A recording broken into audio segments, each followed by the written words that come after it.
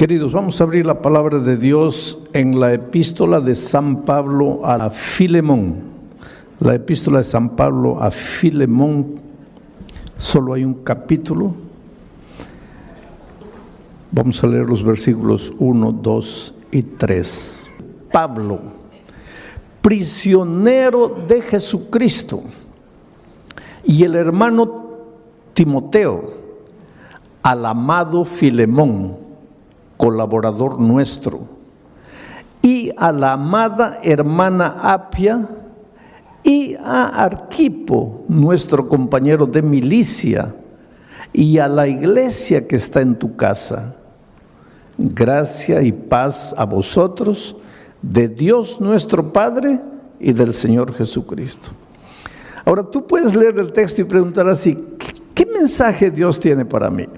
Por ejemplo, si tu hijo está en las drogas, ¿cómo te ayuda este texto a resolver ese problema?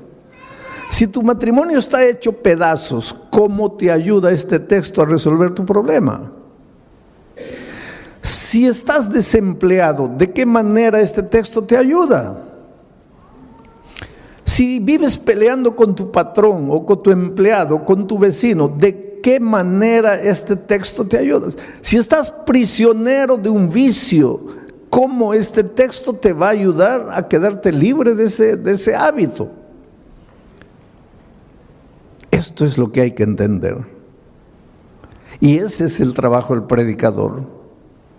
Y es por eso que el predicador, antes de venir a predicar una hora, tiene que estar horas y horas y días y semanas analizando el texto y estudiando y tratando de entender y pidiéndole a Dios iluminación. Pero aquí hay un mensaje poderoso para ti. Vamos a comenzar diciendo así: Pablo, prisionero de Jesucristo. La mayor parte, en la mayor parte de sus epístolas, de sus cartas, Pablo se identifica como apóstol de Jesucristo, apóstol de Jesucristo, apóstol de Jesucristo. Esta carta es la única carta donde él se presenta como prisionero de Jesucristo. ¿Qué piensan ustedes? ¿Por qué lo hace? Porque justamente va a hablar a un hombre que tenía prisionero a otro hombre. En esta carta Pablo va a hablar de libertad, pero antes de hablar de libertad necesita hablar de esclavitud, de prisión. Cuando Pablo dice, Pablo, prisionero de Jesucristo, estaba preso en Roma, pero no se llama él prisionero de Jesucristo porque estaba preso en Roma. Él se dice prisionero de Jesucristo, no prisionero por Jesucristo. Estaba preso por causa de Jesucristo. Pero ese no es problema. El sufrimiento que viene a tu vida por causa de Jesucristo, ese no es problema. Lo que él quiere destacar es que él es prisionero de Jesucristo. Y es prisionero del amor, por el amor. Una cosa es ser prisionero de la fuerza, por la fuerza. Y otra cosa es ser prisionero del amor, por el amor. En los tiempos de Pablo había en el Imperio Romano y en todo el territorio que el Imperio Romano dominaba, había 5 millones de esclavos, por lo menos. ¿Cuántos habitantes tiene Sydney? Australia tiene 20 millones. Sydney no debe tener más de 5 millones. O sea, todos los habitantes de Sydney y más era la cantidad de prisioneros que había en los territorios que dominaba el Imperio Romano. Mucho esclavo. Ahora, tú sabes que el esclavo no tiene voluntad propia. Porque el esclavo no puede ir a donde quiere, el esclavo no puede hacer lo que quiere, el esclavo no puede estudiar, el esclavo no puede comprar, el esclavo no puede vender, porque el esclavo no es dueño de nada, el esclavo no se pertenece a su señor, a su patrón. En esos tiempos habían patrones que compraban esclavos jóvenes solo para que ellos procreasen 15, 18, 20 hijos. ¿Para qué? Para vender a los esclavitos, porque ellos, los esclavos, no eran dueños ni de sus propios cuerpos, ni de sus hijos. El esclavo no tenía vida. En el fondo, al terminar la serie de estudios de Filemón, tú te vas a dar cuenta que todos nosotros somos esclavos. Esclavos del pecado, esclavos de las circunstancias, esclavos de hábitos, esclavos de nuestro carácter, esclavos del dinero, esclavos de los placeres, esclavos, en el fondo, todos esclavos de un enemigo que quiere destruirte, que quiere verte infeliz, que quiere arruinarte. En los tiempos de Pablo había unos hombres ricos llamados mecenas.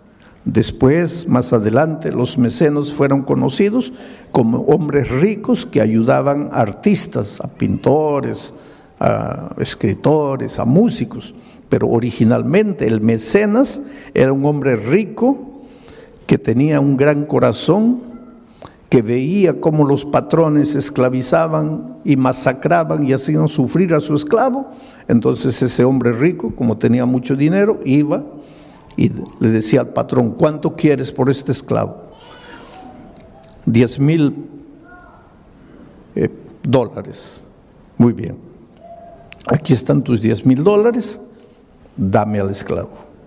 Entonces se lo llevaba al esclavo a su tierra, a su casa.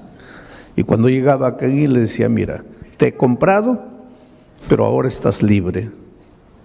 ¿Cómo libre? Libre. Pero no has pagado 10,000 dólares. Sí, pero no he pagado 10,000 dólares para esclavizarte. He pagado 10,000 dólares para darte la libertad. Estás libre. Y ese esclavo se sentía tan comprometido, tan sensibilizado, que a veces le decía: mira, gracias, pero no quiero ser libre. Yo quiero ser tu esclavo. Y entonces el mecenas le decía: está bien, si quieres puedes quedarte en casa. Sí, pero te voy a servir. Está bien, si quieres puedes servirme, pero recuerda que lo vas a hacer por amor, no por la fuerza. Allá eras esclavo por la fuerza. Aquí, si tú quieres, puedes seguir siendo esclavo, mas ahora vas a ser esclavo por amor. Me sirves no por obligación, me sirves porque quieres, me sirves porque me amas, me sirves por gratitud, no por obligación. Entonces, en este mundo, querido, tú tienes que escoger: o ser esclavo del enemigo de las almas por la fuerza, o ser esclavo de Jesucristo por amor. Por eso Pablo se identifica aquí como esclavo de Jesucristo por amor. Y ahora tú te preguntas: pero pastor, ¿no es la misma cosa? No, no es la misma cosa. Cuando tú le entregas la vida a Jesucristo, es porque te enamoras de Él. Porque entiendes que un día tú estabas aquí en la miseria, oprimido. Queridos, esto aquí no es vida. Esto aquí no es vida. Eres esclavo de cosas, de detalles. El enemigo te tiene aquí masacrado. Por eso Pablo, en su epístola a los Colosenses, le llama a esto el reino de la muerte. Tú te escapas del Señor Jesucristo, vienes para esta tierra pensando que vas a ser libre y te entregas al reino de la muerte. Aquí no eres feliz. Aquí tu hogar se destruye. ¿Por qué? Porque tú mismo estás destruido por dentro. Y Jesucristo viene, ingresa al reino de la muerte y te compra, no con oro ni con plata, no te compra por 10,000 dólares, te compra con su sangre preciosa.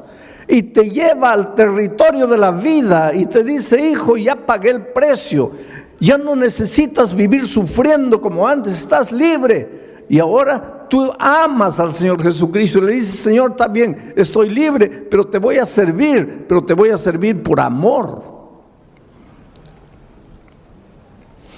Vamos a seguir analizando el texto. Dice Pablo, prisionero de Jesucristo, y el hermano Timoteo, que ayudaba como secretario a Pablo, escribe al amado Filemón, colaborador nuestro, al amado Filemón.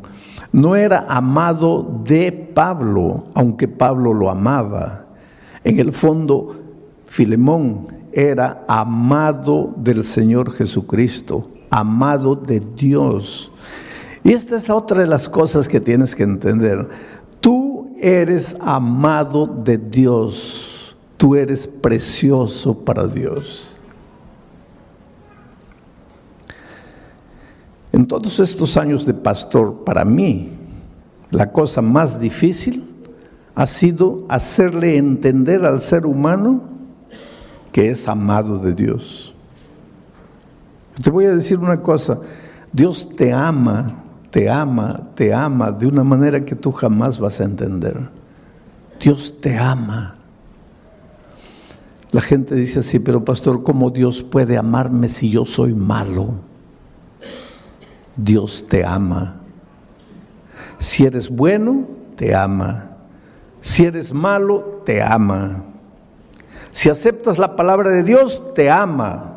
Si la rechazas, te ama. Si te portas bien, te ama. Si te portas mal, te ama. Hay dos cosas que necesitas colocar en tu mente.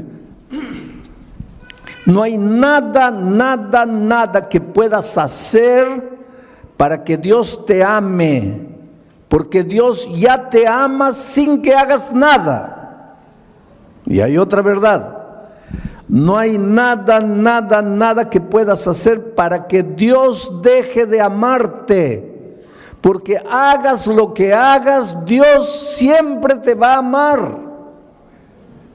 El otro día un viejito, un ancianito, me dice, pastor, no diga eso. ¿Por qué? Porque si usted dice eso, los pecadores van a decir, pues si Dios me ama, entonces ¿para qué me preocupo? Ya Dios me ama. Quiere decir que yo tengo que adaptar lo que Dios dice a mi manera de pensar. No puedo. A mí humanamente, los que merecen amor son los buenos. Los malos no merecen amor. Eso es para mí como ser humano. Pero Dios es Dios. Y la Biblia dice que Dios es amor. No dice que Dios tiene amor, dice que Dios es amor. Yo creo que los seres humanos difícilmente logramos entender esto, porque para nosotros los hombres aquí está Dios y aquí está su amor. Pero desde el punto de vista bíblico, Dios está aquí y su amor. No hay separación entre Dios y su amor. Dios es amor. Y para que entiendas bien esto, te voy a hacer una ilustración tonta, porque esta ilustración es tonta. ¿De qué está hecho este púlpito? De microfibra. ¿De qué está hecho mi traje? De tela. ¿De qué está hecho mi zapato? De cuero. ¿De qué está hecho este micrófono? De metal. Y ahora viene la pregunta tonta. ¿De qué está hecho Dios? Pues es una tontería, Dios no está hecho, Dios es Dios. Pero solo para que entiendas, y si estuviera hecho Dios, ¿de qué estaría hecho? ¿Cuál es la sustancia de su ser? ¿Cuál es la esencia de su ser? Pues Dios es amor. Por lo tanto, cuando tú dices, si te portas mal, Dios te va a dejar de amar, ¿qué tontería estás diciendo? Estás diciendo, si te portas mal, Dios va a dejar de ser amor. Dios nunca va a dejar de ser amor. Dios nunca va a dejar de amarte. Él es Dios, Él es amor. Él jamás te va a dejar de amar. Entonces, pastor, no necesito preocuparme porque ya estoy salvo. No digas eso. Porque yo te estoy hablando del amor de Dios, no te estoy hablando de la salvación. Hay mucha gente que se va a perder a pesar del amor de Dios. Porque el amor de Dios no te va a salvar. Para salvarte necesitas aceptar el amor de Dios. Y cuando tú estás aquí en el territorio de la muerte, tú no quieres a Dios. Dios te ama. ¿Acaso Dios no dice: no quiero la muerte del impío, sino que se arrepienta y regrese? Pues aquí está Dios, no quiere tu muerte. Pero si tú estás en el territorio de la muerte y no aceptas a Dios, pues te vas a morir. No porque Dios dejó de amarte, sino a pesar de que Dios te ama. Querido, nunca te preguntes ¿dónde está Dios cuando el dolor llega a tu vida? Porque Dios está siempre en el mismo lugar. No es Dios que te deja, eres tú que deja a Dios. No es Dios que te abandona, eres tú que lo abandonas. No es Dios que se separa de ti, eres tú que te separas de Él.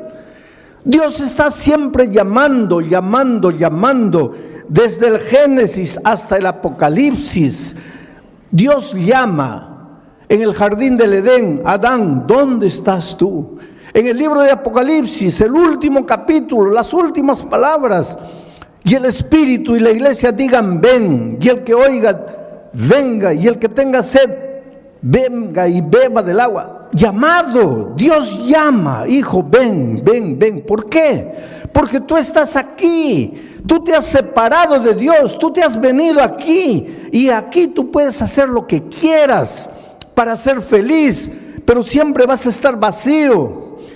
Llega la noche, no puedes dormir, tienes ganas de llorar, no sabes por qué. Te esfuerzas, nada te sale bien, te casas lleno de amor, en poco tiempo tu hogar está destruido. Traes al mundo un hijo con alegría, lo educas, lo amas, cuando llega a grande él se destruye solo. No sabes qué hacer, no tienes paz. ¿Por qué? Porque estás separado de Dios. Aquí en el territorio de la muerte puedes hacer lo que quieras. Nunca vas a estar completo. Necesitas devolverte al Señor Jesucristo. Aquí eres esclavo del enemigo por la fuerza. Necesitas ser esclavo del amor por el amor. Y eso es lo que Pablo dice. Pablo, prisionero de Jesucristo, y el hermano Timoteo, al amado Filemón, colaborador nuestro, y a la amada hermana Apia y Arquipo, nuestro compañero de milicia. ¿Quién era Apia, esposa de Filemón? ¿Quién era Arquipo, hijo de Filemón y de Apia? Interesante que Pablo dice que en la casa de ellos había una pequeña iglesia. La iglesia cristiana en sus orígenes no construyó templos. Tú sabes que el primer templo fue construido por un emperador muy conocido por nosotros, porque ese emperador tuvo dos ideas, entre comillas, extraordinarias para él y para el enemigo de Dios. ¿Sabes cuáles fueron esas dos ideas? La primera idea: cambiar el día de reposo del sábado para el domingo. ¿Cómo se llamó ese emperador? Constantino. Pero él tuvo una segunda idea: construir un templo. Porque hasta Constantino nunca se había construido templos. Y te estoy hablando del siglo III. ¿Y dónde se reunía la iglesia cristiana en sus primeros años? En las casas o en las sinagogas, porque habían judíos enteros que se convertían y la sinagoga se quedaba vacía. Y entonces se reunían en las sinagogas, pero en la sinagoga no había púlpito, la gente no estaba ahí y el predicador aquí. En la sinagoga las bancas eran así. Entonces se conversaba, se estudiaba. Y después en las casas. Y en la casa de Filemón estaba su esposa Apia, su hijo Arquipo, y ellos se reunían en la casa para estudiar la palabra de Dios, invitaban a sus vecinos, y entonces esa familia de 3 ya tenían 4, 8, 10 estudiando la palabra de Dios, y cuando ya se hacía un grupo que no cabía en la sala, entonces se dividía el grupo y se abría en otra casa, y cuando se llegaban a 12, se dividían y se iban a otra casa y la iglesia se multiplicaba de esa manera. Pero entonces Constantino inventó el templo. Como él se convirtió al cristianismo entre comillas, pues ahora tenía todo el dinero del gobierno, construyó un templazo enorme y las personas salieron de las casas y se fueron al templo. Y ahí entró el problema. Se acostumbraron a quedarse sentadas oyendo a un hombre y desapareció la vida de la iglesia. Si tú quieres devolverle vida a la iglesia, no digo ahora que no nos reunamos como cuerpo todos en un templo, pero la vida de la iglesia tiene que estar en las casas, en los grupos pequeños en las casas. Esto es bíblico. Y en los lugares donde la iglesia ha vuelto a vivir en las casas, la iglesia crece espiritualmente y se multiplica, porque es más fácil para el vecino caminar 10 pasos a la casa del vecino que caminar 15 kilómetros hasta el templo. Entonces la vida está en las casas. Era así que la iglesia se multiplicaba en los primeros años. Pero mi mensaje esta noche está en el último versículo. Gracia y paz a vosotros, de Dios nuestro Padre y del Señor Jesucristo. Esa no es una simple manera de saludar, gracia y paz. Allí está la esencia de la vida cristiana. Porque para ser feliz en la vida, para ser próspero, necesitas primero paz. Un hombre que no tiene paz, una mujer que no tiene paz, no puede ser vencedor. Si tú te preguntas, pastor, ¿por qué nada me da resultado en la vida? Yo te respondo en el nombre de Jesucristo, no tienes paz en tu corazón. Y la paz no es resultado de tratamiento psicológico, no es resultado del análisis, del psicoanálisis. La paz es resultado de la gracia. Si tú aceptas la gracia de Jesucristo, el resultado va a ser la paz. Pero quiero explicarte esto. El ser humano es como un triángulo. Tiene un lado mental, emocional. Aquí, este lado, mental, emocional. ¿Por qué coloco en el mismo lado la mente y las emociones? Porque nosotros somos interesantes. Yo te amo con todo mi corazón. Nadie ama con el corazón. El corazón es un órgano del cuerpo que solo tiene una función. Su función no es amar. Su única función es bombear sangre. Nadie ama con el corazón. Se ama con la cabeza. Pero poéticamente es te amo con todo mi corazón. Tu pobre corazón está bombeando sangre, no está ni preocupado en amar. Quien ama es tu cabeza. Una persona odia con la cabeza. Una persona peca comenzando con su cabeza. Una persona se resiente con su cabeza. De aquí nacen las emociones. Por eso todos los seres humanos tienen un lado mental, emocional. Tienen un lado físico. Tienes hambre, tienes sueño, te cansas, tienes un lado físico, un cuerpo. Y tienes un lado espiritual. Todas las personas tienen este lado espiritual. La felicidad en la vida, si quieres ser feliz, es simple. Este triángulo tiene que estar perfecto. Cuando este triángulo se desregula, eso se llama infelicidad.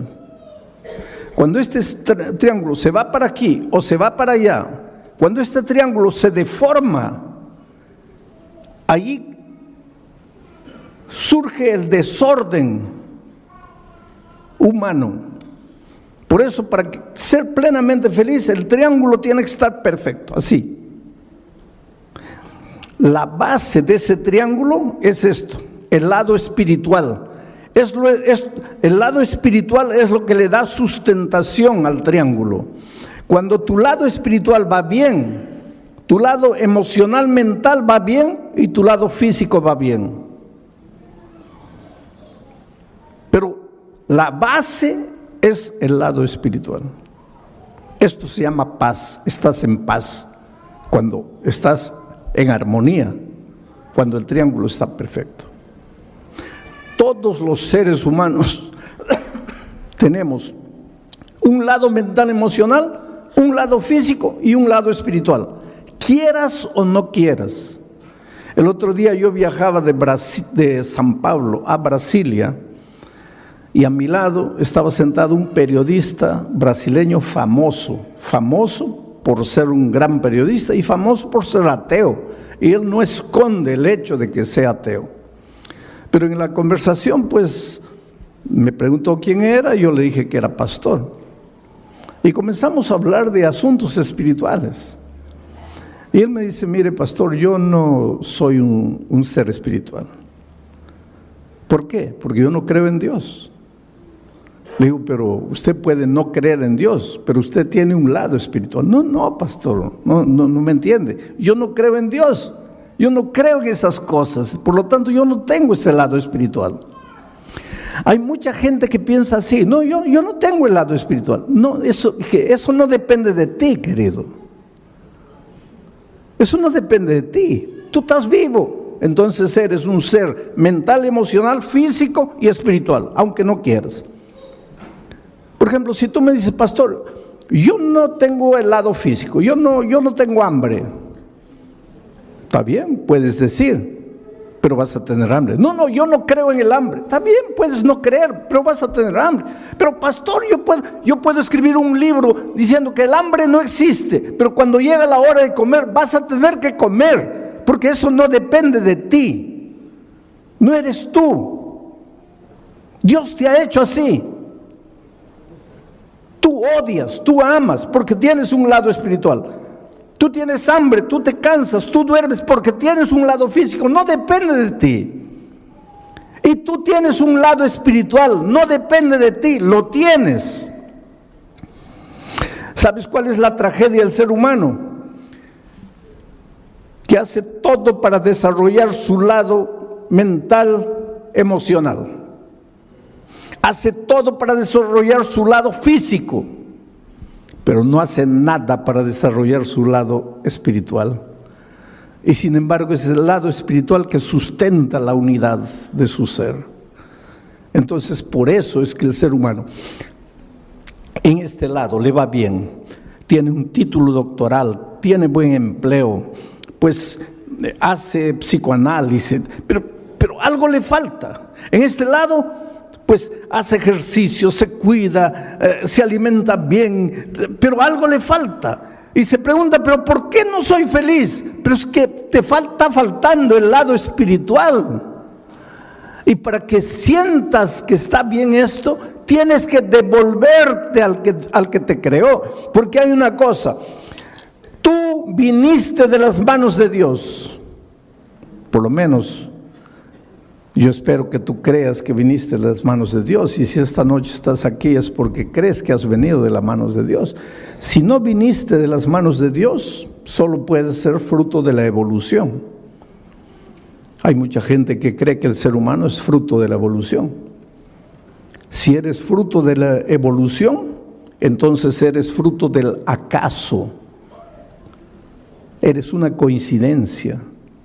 Y si eres fruto del acaso, tú no sabes de dónde vienes y no sabes a dónde vas y no sabes por qué viniste al mundo.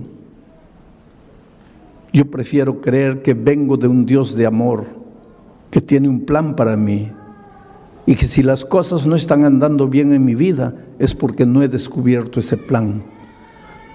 ¿Dónde está ese plan? En la palabra de Dios. El otro día alguien me dice, pero pastor, yo no quiero estudiar la Biblia porque no quiero cambiar de religión. Hay mucha gente que piensa que hay que estudiar la Biblia para cambiar de religión. La Biblia no tiene nada que ver con religión. La Biblia tiene que ver con la vida, con tu vida. Por eso Pablo, cuando empieza su carta, dice, te deseo paz, pero nunca vas a tener paz si primero no tienes gracia? ¿Qué cosa es gracia? Viene de la palabra gratis. No tienes que hacer nada para salvarte. No tienes que comprar la paz. No tienes que comprar el sueño. No tienes que comprar el amor. Tú no eres salvo porque merece. Nadie merece. Todos estamos destituidos de la gloria de Dios. Todos hemos pecado. Tú necesitas gracia. Tú necesitas ser amado. Tú necesitas devolverte. Tú necesitas reconocer que lejos de Jesús nunca serás feliz. Por eso estas 4 noches te voy a mostrar tu necesidad de Jesucristo. Pastor, ¿esto que acabo de predicar funciona? Claro que funciona. Y te voy a mostrar ahora con una historia de la vida real cómo esto funciona. Yo estaba predicando hace algunos años atrás en la ciudad de Santa Cruz de la Sierra, en Bolivia. ¿Hay algún boliviano aquí? Bueno, ahí hay una señora boliviana, qué bueno.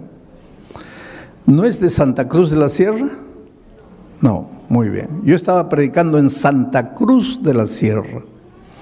Ahora en el mes de septiembre vuelvo a Santa Cruz de la Sierra, vuelvo a Bolivia para predicar 4 noches, una en La Paz, otra en Oruro, otra en Cochabamba y otra en Santa Cruz.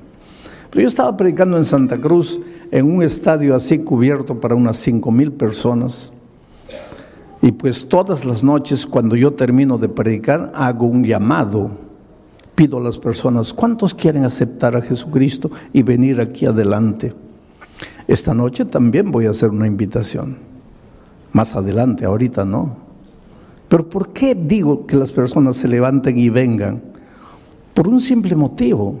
Yo no soy simplemente un expositor de un tema, yo soy un pastor, yo soy un predicador. Y mi misión no es solo exponerte un tema y decirte que Dios te bendiga. Mi misión es llamarte, traerte a Jesucristo. Es hacer que tú le abras el corazón a Jesús. Y es por eso que al final de mi mensaje siempre digo, ¿cuántos quieren levantarse y venir y entregar la vida a Jesucristo? Y eso es lo que hice allá en Santa Cruz de la Sierra. Y la primera persona que se levantó fue un borracho, un ebrio. Pero no era un ebrio porque hay un ebrio que se puede controlar. Este pobrecito estaba acabado por la vida y vino por el corredor así todo tambaleándose. Y pues lógicamente que la gente comenzó a reír porque seguramente pensaba, ese pobre hombre no sabe ni entiende lo que está haciendo. Y el pobrecito vino aquí y se paró aquí y ni podía estar firme, aquí también estaba todo así. Y lloraba. Y pues tampoco eso es raro porque los borrachos lloran por todo, ¿no? Entonces estaba ahí llorando. Pero lo que me llamó atención es que era un andrajoso, ropa sucia. Se notaba que esa ropa no salía de su cuerpo hace meses. Todo mugriento. Cabello largo, sucio. Barba. Y olía mal, olía feo. Porque después de él, mucha gente comenzó a venir. Pero cuando llegaban cerca de él, así con discreción se retiraban un poco distante, porque no podían aguantar el olor de ese hombre. Horrible. Pero ahí estaba él. Bueno, terminó esa noche. La siguiente noche dije así: los que anoche se han levantado, ya no se levanten hoy, porque anoche ya se levantaron. Hoy día yo quiero que se levanten solo los que no estuvieron anoche. A ver, ¿quién es la primera persona que se va a levantar? ¿Y quién aparece ahí atrás? El borracho nuevo. Y llega aquí. Y pues la gente ahora sí se largó a reír, porque dijo, ahí está la prueba de que no entiende nada. Porque si el pastor dijo que los de anoche ya no se levantan y él vuelve a levantarse, pues está borracho. La tercera noche, pregunto, ¿quién es la primera persona? Y yo pensé, ¿el borracho va a aparecer? No apareció. La otra noche no apareció, bueno, pensé ya no vino más.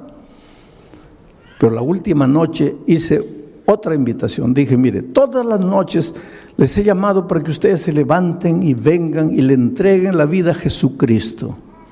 Pero esta noche quiero invitarles, ¿cuántos quieren bautizarse?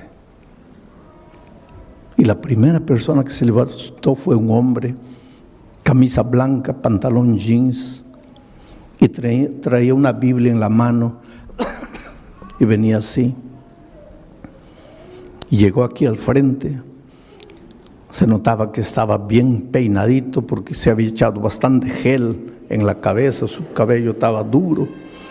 Y aquí al frente con su Biblia así lloraba y lloraba y lloraba. Mucha gente vino esa noche. Y yo le dije, espera, yo te conozco a ti. Y él levantó la cabeza y dice, pastor, el borracho soy yo. Pero no estaba borracho. Estaba sano, se había bañado, se había cortado el cabello, la barba. Estaba bien vestido.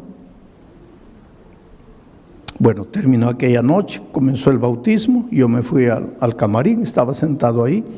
Cuando salgo lo veo en el corredor, llorando. Y me acerco y le digo, oye, ¿qué fue? Y él dice, pastor, es que yo quise bautizarme esta noche, pero los hermanos no quieren. Dicen que si el domingo yo he estado borracho, ¿cómo me voy a bautizar hoy día? Ellos quieren que yo espere. Y él dice, sí, yo entiendo, pastor. ¿Quién va a creerme? ¿Quién va a creer en mi conversión si hace 5 días yo estaba borracho? Lo que nadie sabe es mi historia, pastor. ¿Qué historia? Me dice, pastor, yo tenía 20 años, 21 años. Era un ingeniero bien empleado en una de las mejores empresas mineras de mi país. Una carrera profesional brillante. Me casé con otra niña de 20 años. Nos fuimos de miel. Y cuando regresábamos, yo dormité en el tránsito, en el volante. El carro salió, caí a un abismo. Mi esposa murió y yo salí vivo.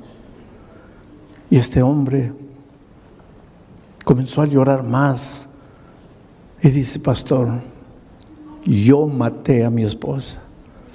Le digo, pero muchacho, me acabas de decir que fue un accidente. Fue un accidente, pastor. Pero quien estaba manejando el carro era yo. Quien dormitó fui yo. Quien tenía que morir era yo. Pero yo salí vivo y mi pobre esposa murió. Ese día se acabó mi vida, pastor. Ya no me interesó nada. En ese tiempo yo no tenía a Jesucristo. Y un hombre sin Jesucristo, ¿qué puede hacer? Pues yo hice lo que todo hombre que no tiene a Dios hace. Me entregué a la bebida, comencé a beber. En 6 meses, después de muchas advertencias, perdí el empleo por causa de la bebida. A mí no me interesaba nada. Pastor, estamos cumpliendo ahora, este año, 30 años de aquel incidente. 30 años. Yo perdí el empleo, me escondí de la familia, me vine a Santa Cruz. Yo no vivo, pastor, yo soy un animal. Yo nunca me baño, yo nunca me cambio de ropa. Yo casi ni como, pido limosna para comprar bebida. Yo vivo permanentemente borracho. Hace 30 años yo no paro de beber un día. Duermo en los cementerios, duermo en la calle. Y el domingo, ¿sabe por qué entré? No, yo no quería escuchar palabra de Dios. Yo entré porque estaba lloviznando. No tenía dónde esconderme la lluvia. El único lugar abierto era el Coliseo. Entré, me senté allá atrás. Yo estaba borracho, totalmente borracho. Pero yo me di cuenta de todo y yo entendí todo lo que usted predicó. ¿Cómo entendiste? Pastor, cuando usted dijo así, Esta noche solo tienes dos caminos. El primer camino es levantarte y volver a la casa y continuar viviendo la vida que has vivido hasta hoy. Pastor, ese camino para mí no existía. Yo me iba a levantar para volver a qué casa si yo no tenía casa. Para continuar viviendo la vida. ¿Qué vida si yo no tenía vida? Por lo tanto, ese primer camino no existía para mí. Ahí usted dijo, hay un segundo camino. Levantarte y venir aquí y entregarle la vida a Jesús. Pastor, es verdad que yo estaba borracho. Mi mente oscurecida por el alcohol. Yo sentí cuando la gente se rió de mí. Pero ese era mi único camino. Yo estaba perdido. Yo era un animal. En mi dolor yo me daba cuenta de lo que pasaba. Y yo entendí que solo Jesús podría hacer algo por mí. Por eso me levanté. Por eso vine, tambaleando, pero vine. Y la segunda noche, usted piensa que no entendí, que usted dijo, ya no vengan los de la otra noche. Entendí. Pero yo vine, ¿sabe por qué? Porque la primera noche, después de venir aquí adelante, yo salí y volví a beber. Y por eso la segunda noche, cuando usted invitó de nuevo, yo dije, mi decisión de anoche no sirvió porque yo caí de nuevo. Por eso me levanté. Pero esa noche, pastor, salí y ya no bebí. Y la tercera noche ya no bebí. Y la cuarta noche, cuando usted dijo, Dios te ama, yo levanté los ojos al cielo y pregunté, ¿cómo Dios puede amarme? ¿Quién soy yo para que me ame? Yo no valgo nada, yo soy basura. ¿Cómo puede Dios amarme? Pero creí en el amor de Dios. Y vine la siguiente noche, y vine la otra noche. Y hoy día cuando usted dijo, ¿cuántos quieren bautizarse? Yo vine. Pero no me dejaron bautizar. Y había un hombre que estaba ahí, escuchando todo, y vino y lo abrazó y le dice, hermano, perdóname. El que dijo que no podía bautizarte fui yo, pero es que no conocía tu historia. Realmente Dios hizo un milagro por ti. 5 años después yo regresé a Santa Cruz de la Sierra para predicar en ese mismo coliseo. Y cuando llegué al coliseo, mucha gente, miles de personas entrando. Y había un hombre de chaleco fosforescente, con un radio en la mano, con una linterna en la otra, corría de un lado para otro, daba órdenes, cierren aquella puerta, abran la otra, eso, y aquí, corre para allá. Y cuando llegó mi carro, él comenzó a transmitir, llegó el pastor, abran la puerta de atrás y tal. Y el pastor me dice, pastor, ¿se acuerda de este hombre? No. Es el borracho de 5 años atrás. Ahora está coordinando todo el sistema de seguridad del evento, transformado por Dios. Está bien empleado. En esa época estaba de novio, se iba a casar. Ahí yo me pregunto, ¿quién es Jesús? ¿Quién es Jesús? Que te encuentra en la vida destruido, acabado.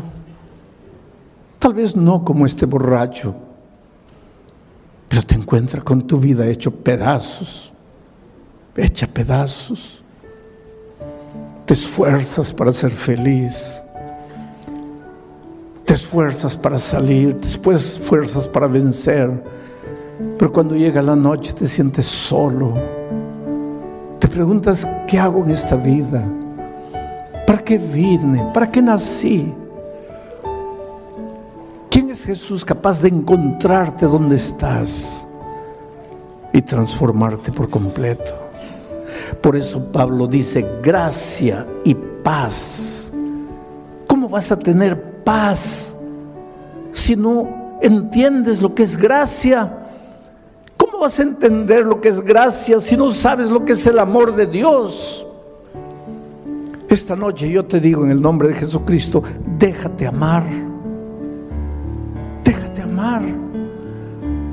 Ven a Jesús como estás. Entrégale tu vida, ríndete a Él. Deja de lado tus preconceptos.